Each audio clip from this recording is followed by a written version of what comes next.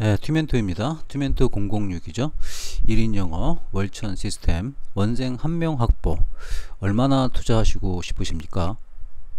예, 원생 한 명 확보에 원생 한 달 교육비를 투자하겠다는 분이 계십니다. 예, 타당하다는 생각이 듭니까? 그런 분도 계시겠네요. 자, 그러면 이제 한 달 교육비 30만원을 제가 그대한테 줄 테니까 그대가 저한테 원생 한 명을 데리고 와 주세요. 해 주시겠습니까? 제가 100% 장담합니다. 그대는 30만원 가지고도 원생 한 명을 저한테 데려오지 못할 겁니다. 뭐 데려오는 거 하겠지만 제가 얘기한 건 등록해서 데려오는 걸 얘기하죠. 그렇죠? 본인이 못하는 일을 갖다가 남한테 시키는데 남한테 30만원의 원생 한 명을 확보해 달라. 말이 될까요? 안 될까요? 예, 말이 절대 안 됩니다. 네, 이런 생각을 해보십시오. 그대가 1000원짜리 음료수를 하나 개발해 가지고 그냥 불특정 다수한테 판다고 한번 생각을 해보세요. 그러면 그 음료수가 팔릴까요? 거꾸로 한번 생각해 봅시다. 길거리에 누군가가 새로운 음료수를 만들었다고 얘기하고 1000원에 받고 팔고 있습니다. 그대는 그거 사 먹습니까? 안 사 먹습니까? 답이 바로 나오고 있습니다. 안 사 먹습니다. 우리는. 왜냐? 우리는 그 사람을 믿을 수가 없습니다. 또 뭘 믿습니까? 그 음료수에 뭐가 들어가는지도 모릅니다. 그죠? 한마디로 얘기해서 그대가 만든 음료수 자체를 믿질 않습니다. 신뢰도가 제로입니다. 제로. 근데 이제 그 1000원짜리 음료수를 파는 회사를 보면은 그 1000원짜리 음료수 하나를 위해서 엄청난 짓을 하고 있죠. 광고비를 엄청나게 쏟아붓고 있습니다. 고객 한 명한테 팔기 위해서. 그렇죠. 그리고 또 무슨 짓을 하고 있습니까? 그렇죠. 그 캔을 갖다가 엄청나게 위생적으로 만듭니다. 응? 국제 표준에 맞춰서. 거기다가 음료수에 뭐가 들어갔는지도 엄청날 정도로 자세하게 상세 페이지를 싣습니다. 그렇죠. 근데 그렇게 만든다고 해가지고 그 1000원짜리 음료수가 팔리지도 않습니다. 왜냐? 우리는 이제 편의점이나 마트에 들어가서도 그 비록 1000원짜리, 요새는 1000원짜리 보기도 힘들죠. 상징적입니다. 한 1500원, 2000원 정도 하죠. 그런 것들을 살필 때도 엄청 자기 취향도 따지고, 그리고 그날 날씨도 따지고, 그날 자신의 몸 상태도 따지면서 그 단돈 1달러, 그 1000원짜리 음료수를 갖다가 우리는 구매를 합니다. 자, 여기서 느끼는 거 없습니까? 이런 회사들도 그 엄청난 광고비를 투자해가지고 고객 한 명, 겨우 1000원짜리 파는데 고객 한 명 확보하는데 엄청난 시간이 걸리고 있는데, 그대는 그 원생 확보를 함에 있어가지고 땡그랑 30만원 가지고 한 명을 확보할 수 있다고 생각하십니까? 한 명 확보하는데 돈이 얼마 들어갈 것 같습니까? 엄청나게 들어가지 않겠습니까? 그런 생각이 안 드십니까? 물론 그대가 운영하고 있는 학원 근처니까 그 동네에서만 하면 되겠죠. 그 동네 학원이 그대 것만 있는 게 아니잖아요. 그죠? 또 학원만 있는 게 아니라 공부방도 있고 교습소도 있고 또 개인 과외도 있습니다. 거기다 인강도 있고 거기다가 다양한 교재들도 있고, 이러한 그 경쟁 환경 속에서 그대가 원생 한 명을 확보하려면 도대체 얼마를 투자해야 될까요? 오, 이제 조금 느낌이 오고 계십니까? 그러니까 이제 30만원에 원생 한 명을 모아달라는 것 자체가 얼마나 힘든 일인지를 좀 아시겠습니까? 이제 좀 느낌이 오십니다. 근데 만일 그 1000원짜리 음료수를 영원에 팔면 어떻게 될까요? 한번 예를 들어볼까요? 길거리에서 그대의 음료수를 들고 나가보세요. 영원입니다 하고 한번 줘보세요. 아무도 안 마십니다. 왜 안 마시냐? 다시 얘기하지만 믿을 수가 없기 때문에 안 마시는 겁니다. 믿을 수가 없기 때문에. 그럼 그대의 교육상품도, 그대의 교육상품을 처음 접하는 사람은 믿을 수가 없습니다. 그렇기 때문에 그대가 교육상품 영원에 팔면은 그 영원 때문에 오는 고객이 있긴 하겠지만 그 고객은 교육비를 조금이라도 받는 순간 떠납니다. 왜냐? 그대를 믿을 수가 없으니까. 그렇죠? 아닌가요? 맞잖아요. 따라서 이제 그대가 팔 거는요, 그대밖에 없습니다. 그래서 만약 그대를 판다면, 예를 들면 이런 거죠. 저희 할머니가 이거 먹고 어떤 환경이 좋아졌습니다. 저희 어머니도 이걸 드시고 뭐 했더니만 더 좋아지셨습니다. 죄송합니다. 찍다가 폰이 왔네요. 저 그냥 찍습니다. 저는 굉장히 단순한 방법으로 찍기 때문에 그런 거 신경 안 씁니다. 편집도 안 합니다. 그냥 찍습니다. 만약 그대로 파는 거예요. 할머니도 먹으셨고 할아버지도 먹었고 저 또한 매일 아침 먹고 있는데 어떤 특정 부위가 좋아지고 있고, 그리고 이제 본인의 사진을 갖다가 커다랗게 또 해놓은 거예요. 응? 이런 얘기를 갖다가 이제 매일같이 합니다. 매일같이 하면은 그 1,000원에는 안 먹겠지만 그 0원이라 그러면은 갖다 먹지 않겠습니까? 그렇죠. 이것도 결국은 뭡니까? 그대를 팔았다는 게 뭐냐면 그대의 간절함과 그리고 절박함을 팔았죠. 그 간절함과 절박함 때문에 그대에 대한 약간의 신뢰도가 생긴 겁니다. 저렇게 절박하고 간절한 사람이 저걸 영원에서 제공해 가지고 제품을 알리려고 그러는데, 그 제품이 그 이상한 제품일 리는 없겠다라는 인식을 만들어 주게 됩니다. 이럴 때 비로소 영원에 판매할지라도 한번 마셔볼까라는 생각을 합니다. 그래서 중요한 거는 그 음료수를 갖다가 1,000원 주고 사는 게 아니라 한번 마셔볼까라는 생각 정도는 한다는 겁니다. 그렇다고 한번 마셔보지도 않아요. 저도 안 먹어요. 그 상태가 되더라도. 왜 안 먹냐? 괜히 그 탈랄라고 왜 그런 걸 먹겠어요. 그렇겠죠? 그게 바로 그대의 교육 상품이란 뜻이에요. 근데 이런 상태에서 그대는 계속 헤맸던 거죠. 계속 헤매가지고 뭘 한 거예요? 나는 왜 안 될까? 나는 이렇게 잘 가르치는데 안 될까? 그러니까 이제 1인 영어학원 원장님을 만나보면 재밌는 게 있습니다. 다 자기 영어 교육이 최도래. 그럼 제가 질문을 이렇게 한번 던져봅니다. 전국에 있는 영어 선생님 중에 가르치는 제자로부터 질문을 해결하지 못할 선생님이 있을까요? 봐요. 한 명도 없잖아요. 심지어 집에서 일하는 가정주부도 다 답변을 할 수가 있습니다. 그러니까 그대가 갖고 있는 지식 체계가 그렇게 뛰어나지도 않고 탁월하지도 않아요. 영어 다 해요. 누구나 하는 거예요. 누구나 하는 건데 학원 공간이라는 데 애들을 놓고 교재 놓고 가르친다. 그거밖에 더 있어요. 차이가. 그러니까 이제 그 1인 영어학원 원장님들께서 제가 느끼기에는 좀 심한 말로 하면 주제 파악이 안 되셨고 메타인지가 잘 작동이 안 돼요. 그러니까 이제 그 본인의 교육 상품, 옛날에 이제 본인들이 대부분 뭐 강사 뛰고 과외하고 이런 생각이 계시니까 자기가 뭐 30만원 정도 투자할 테니까 원생 한 명을 모집해 달라. 뭐 또 어떤 분은 뭐 30만원도 아니에요. 그냥 몇만원짜리 광고 올려놓고 맡겨놓고 그걸로 원생 모집이 안 된다 이런 분도 계시고, 좀 심한 분은 어떤 분이 있어요. 전단지 뭐 300장 뿌리고 전단지 뭐 5,000장 뿌리고 그래도 연락이 안 온다 뭐 이런 얘기 하시죠. 그 이유는 딱 한 가지밖에 없습니다.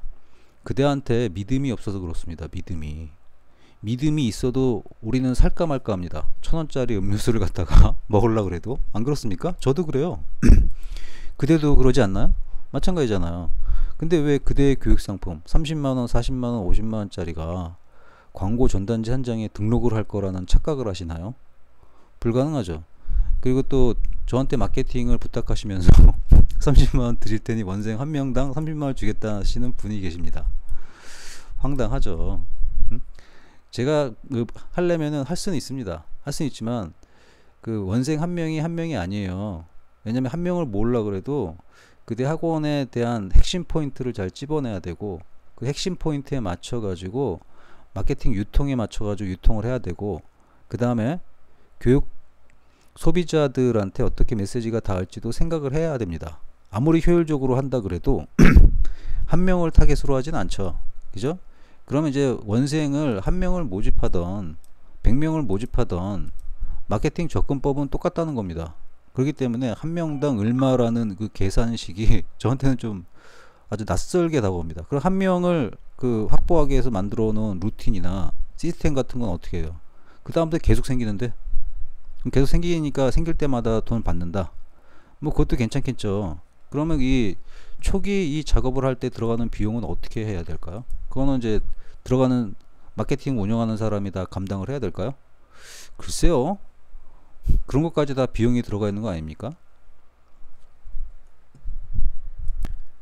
또 1인 영어학원 원장님 같은 경우에는 본인이 하고 있는 수업이라는 게 굉장히 이제 고퀄리티라고 생각을 하시는 경우가 많습니다. 고퀄리티 맞겠죠. 그죠? 오랫동안 연구해 왔고 오랫동안 티칭을 해왔으니까 원장님만의 교수법도 있고 원장님만의 아이들 핸들링 하는 것도 있고 그렇겠죠. 그런데 그래서 이제 원장님들이 많이 하는 얘기가 나는 수업만 하고 마케팅은 누가 대신 해줬으면 좋겠다. 이런 얘기를 굉장히 많이 하십니다. 그러니까 이제 그렇게 얘기하면서 어떤 감정을 갖는 거죠?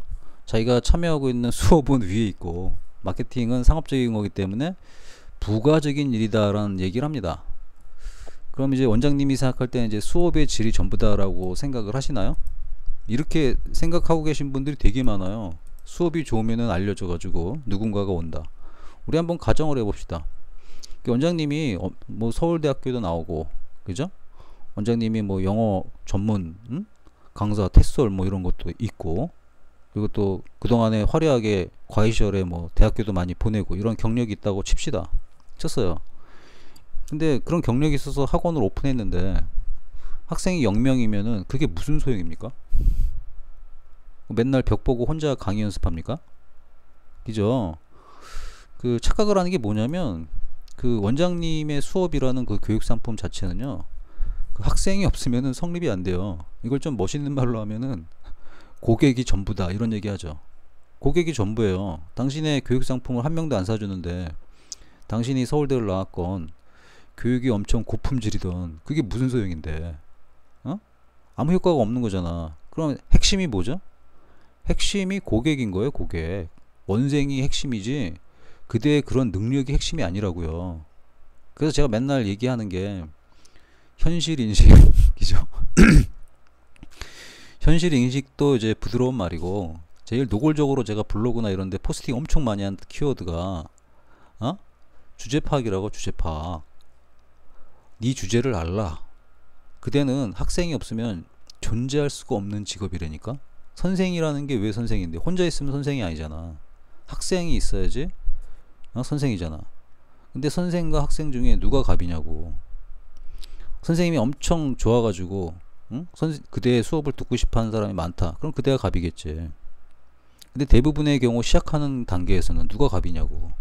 돈 내는 사람이 갑이잖아요. 돈을 누가 내요? 그죠? 그거 학생이 내잖아. 학생이 엄마 아빠가 내는 거 아니에요. 근데 그대가 수업을 잘하고 서울대를 나왔건 그게 무슨 상관이냐고. 학생이 없는데. 따라서 이제 그대가 갖고 있는 생각 중에 가장 오묘하면서도 참, 솔직히 마음속의 얘기까지 할까? 한심하게 느껴지거든. 졸라게 한심하게 느껴져.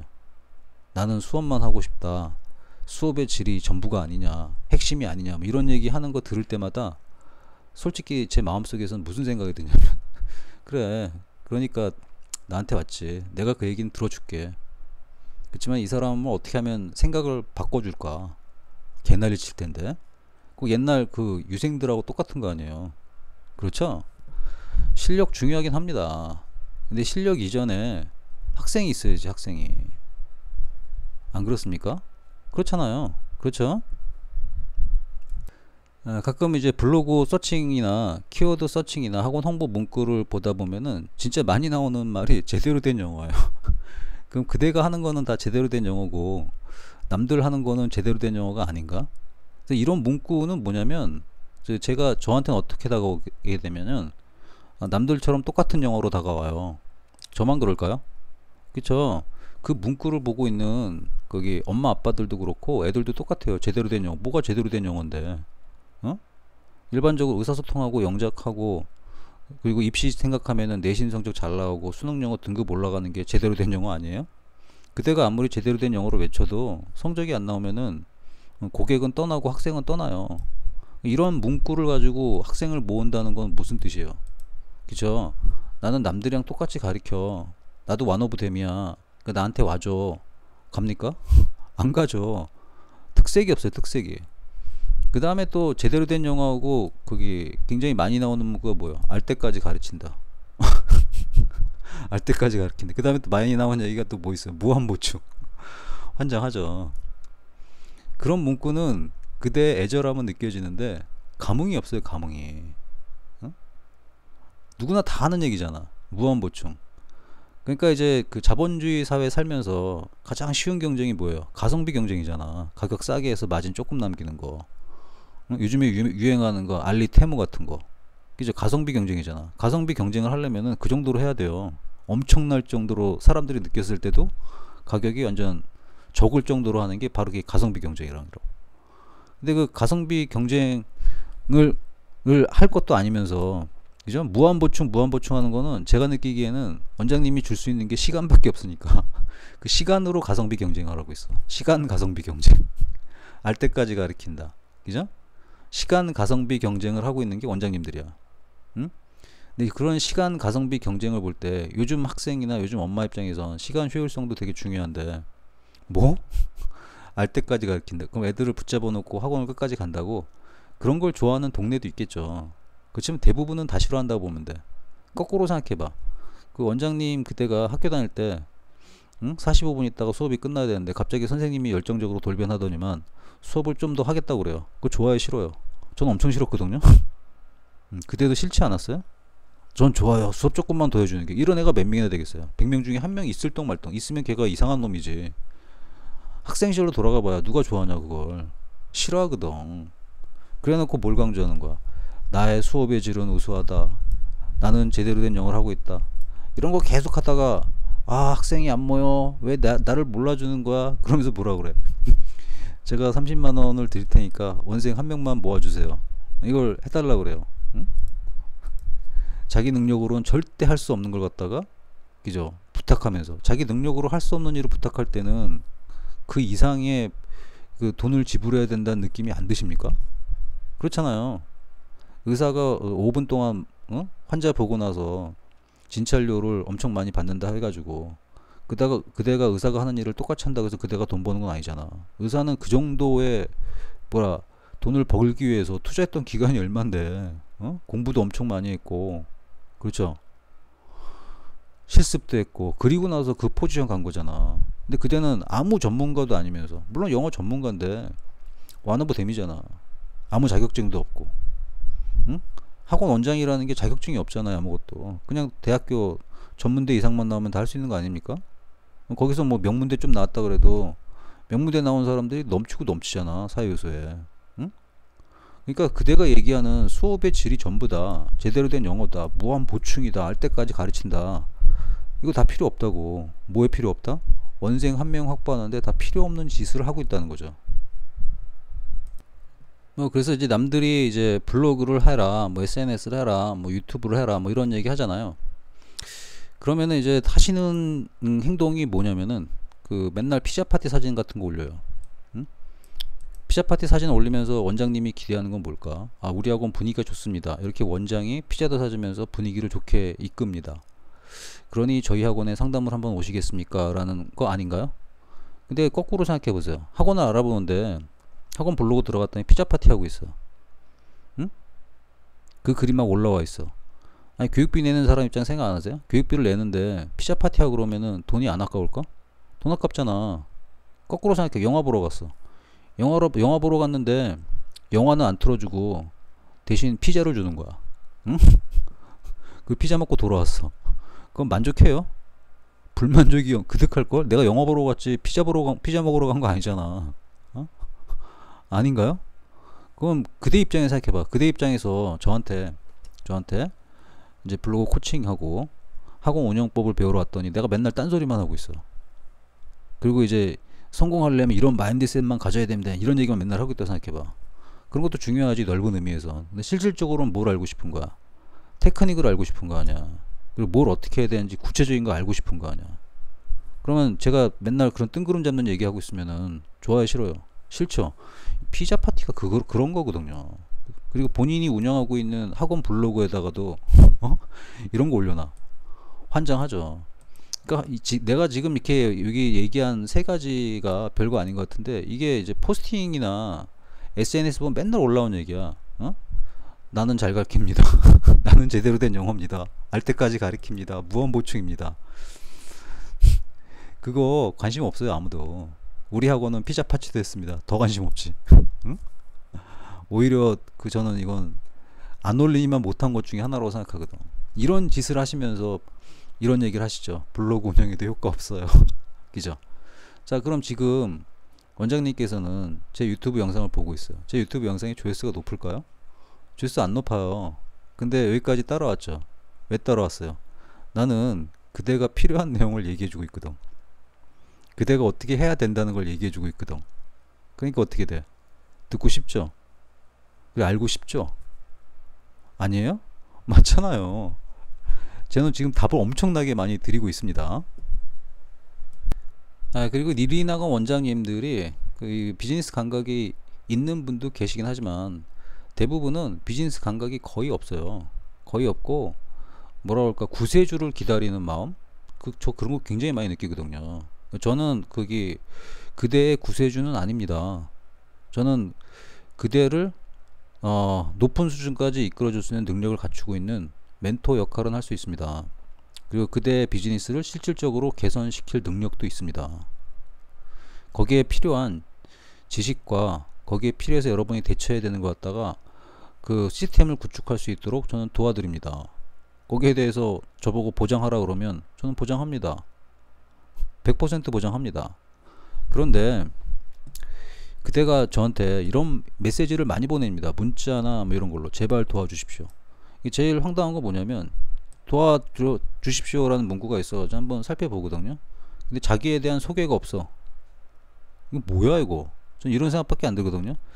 도와달라고 그러는데 이름도 없고, 그리고 이제 학원이 어딘지도 없고, 연락처도 없고, 응? 기본적인 것들이 아무것도 없이 그냥 문자를 턱 보냅니다. 그런 문자를 그대가 받으면은 연락을 할까요 안 할까요? 안 하겠죠. 그러니까 이분들은 뭐가 있냐면은 본인이 이제 뭔가 사업 비슷한 걸 하면서도 남한테 사업적으로 다가가는 거를 모르는 분들이에요. 그러니까 이런 분들은 그 원생 학교 한 명이 아니라 원생이 몇 명 있는 게 나는 신기해. 그런 마인드로 어떻게 지금까지 운영했을까, 이런 생각이 들 수밖에 없어요.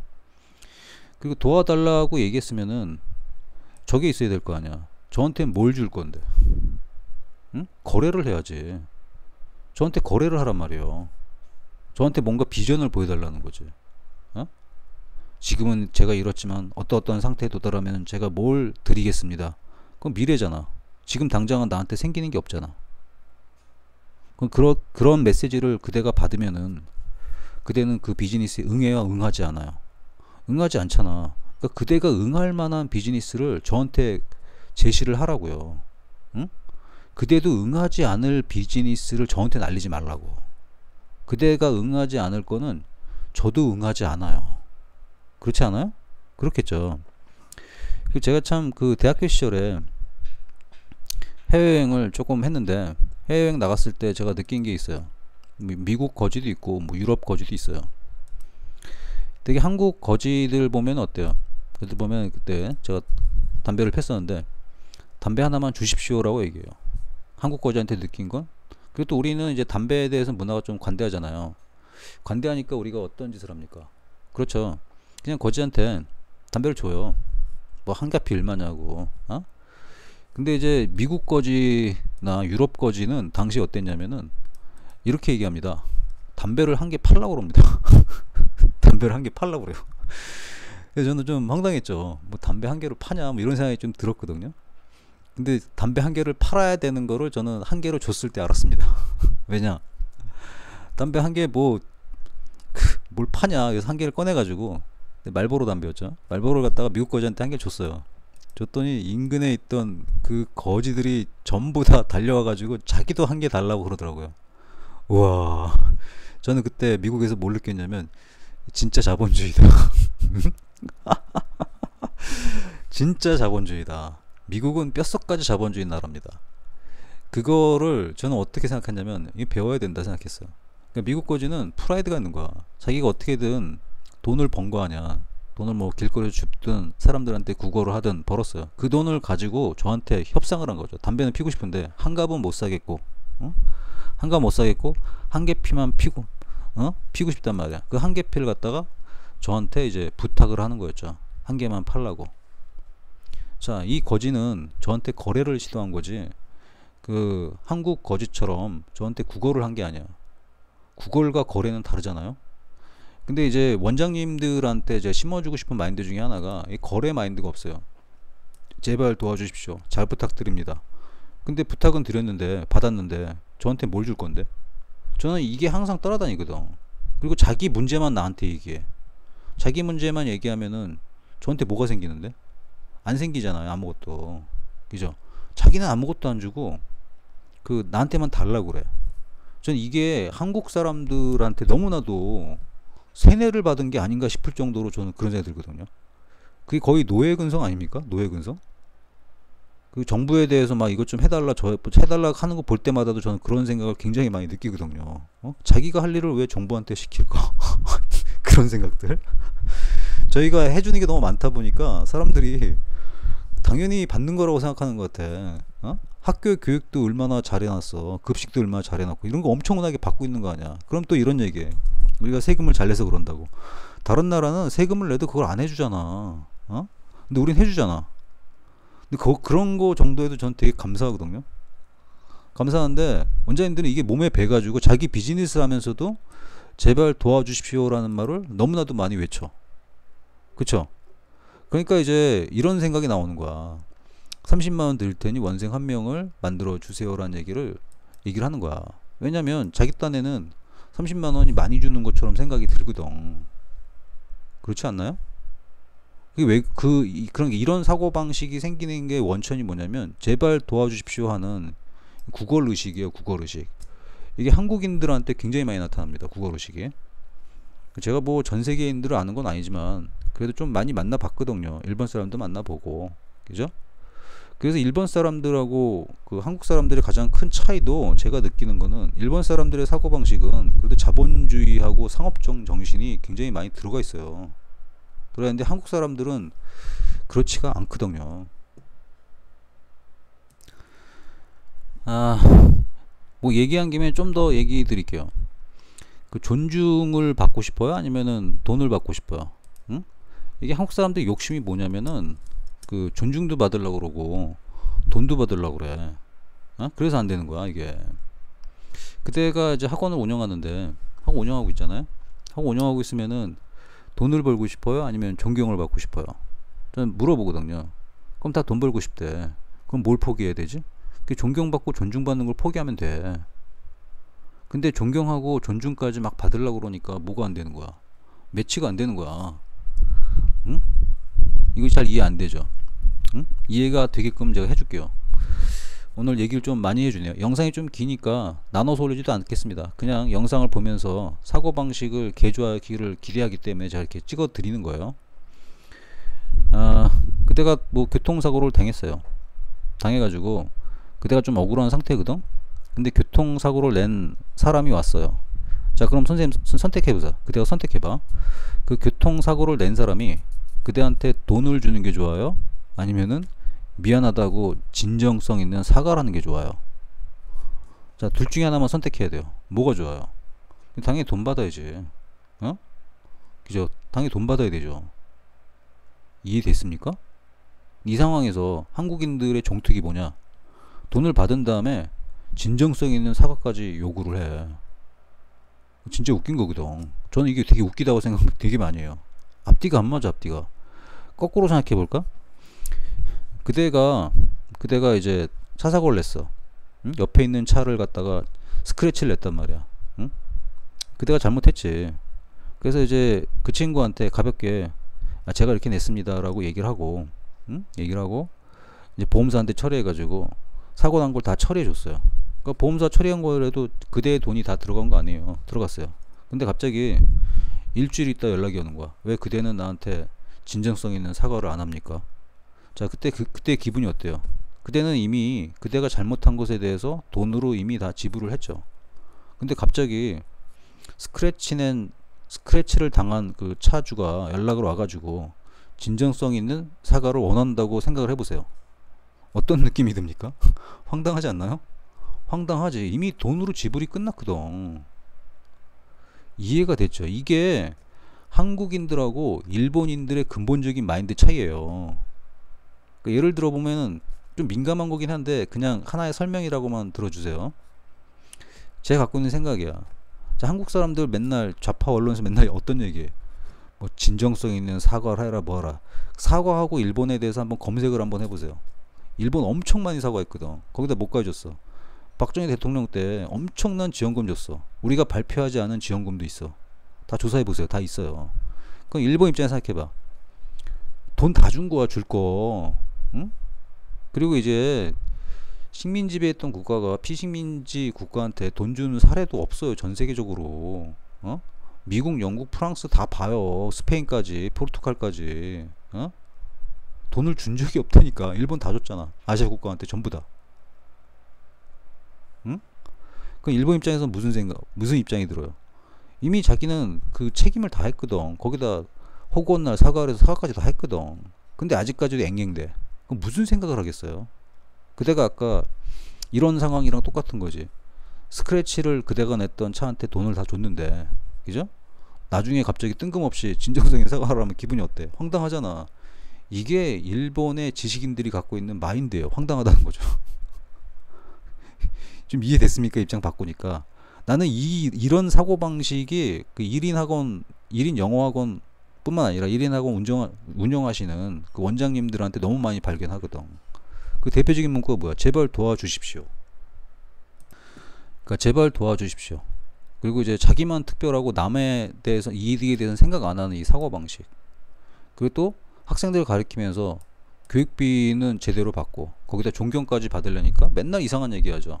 학부모는 진상이라는 둥, 애들은 진상이라는 둥. 근데 그 진상이라고 얘기하는 학부모하고 학생한테 돈 받았어요, 안 받았어요? 돈 받았잖아. 돈 받았으면은 거기서 끝내야지. 왜 거기서 존경까지 바래? 고마움 거까지 바라고. 그 사람들이 왜 고마워해야 되는데? 돈 냈잖아. 그리고 네 교육을 이용한 거 아니야, 그대의 교육을. 그럼 거기서 끝내야지. 가장 황당한 게 이런 거예요. 뭐 애들을 갖다가 자기가 뭐 3년 가르쳤어. 중2, 뭐 중3, 고1. 그랬더니 애가 고1 때 시험을 망쳐가지고 학원을 떠난 거야. 그럼 막 그 커뮤니티 어떤 글이 올라와. 내가 애를 뭐 2년 동안, 3년 동안 성적을 끌어올렸고, 뭐 끌어올렸는데, 고1 때 아무 말 없이 나갔군요. 결국은 큰 학원으로 가는군요. 뭐 이런 거 있잖아. 그 밑에 댓글 달리는 것도 가관이야. 뭐 그런 부모는 어쩌고저쩌고 고마움을 모르고 이런 것부터 나와. 거기 고마움이 왜 필요하지? 나는 그 생각이 들거든요. 커뮤니티 보면. 아니 그 고객 입장에서 생각해보라. 고객 입장에서 그대의 교육 상품이 더 이상 필요가 없다는 거야. 옛날에는 효과가 있었어. 지금은 효과가 없는 거야. 그리고 또 앞으로 내가 네 교육 상품을 들어도 효과가 있을 것 같지가 않아. 그래서 나는 다른 교육 상품을 찾겠어거든. 아닌가? 차를 생각해. 차. 그대가 차를 갖다가 뭐 메이드 인 차이나 샀어. 싼 맛에 샀더니만 처음엔 괜찮아. 잘 나가고. 그랬더니 얘가 고장이 너무 많은 거야. 그래가지고 차를 갖다가 바꾼 거지 이제. 일본 차로 바꿔버렸어요. 그러니까 이제 중국 차주가 막 있는, 중국 차 생산업체에서 매니저는 이제 어떻게 우리 차를 버릴 수가 있냐, 우리가 너한테 애프터 서비스한 게 얼마인데. 자, 그럼 그 얘기 들으면 그때 황당해요, 안 황당해요? 엄청 황당하지. 어? 그러니까 커뮤니티에서 그런 거 올리시는 분들 보면은 사고방식 자체가 뭐가 안 돼 있는 거야? 이 비즈니스 마인드가 안 돼 있는 거야.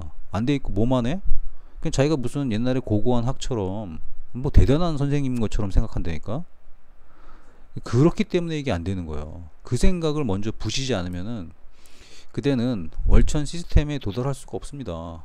비즈니스 마인드로 철두철미하게 머릿속 전체가 다 그렇게 돼 있어야 돼요.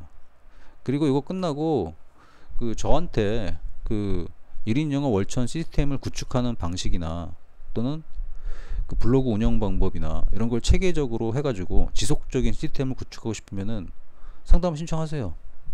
그리고 이제 근데 다이렉트로 제가 일을 대신해 주길 바란다. 그건 거래를 신청해 보세요. 저한테 거래 내역서를 한번 보내 보세요. 그 거래 내역서를 작성한 걸 보면은 그 사람의 내공도 알 수 있고 그 사람이 어떤 마인드인지도 알 수 있어요. 그러니까 이제 저한테 거래를 신청하면은 저는 언제든지 환영해요. 근데 거래가 아니라 일방적으로 뭐 불쌍한 코스프레 하면서 도와달라 이런 것 좀 하지 말라고. 우리는 비즈니스맨입니다. 그 비즈니스맨이라는 사실을 까먹지 마세요. 자, 원생 학교 한 명 확보하는데 얼마가 들까요? 그거를 잘 계산해 가지고 저한테 제안을 잘 하신다면은 저는 언제든지 도와드릴 의향이 있습니다.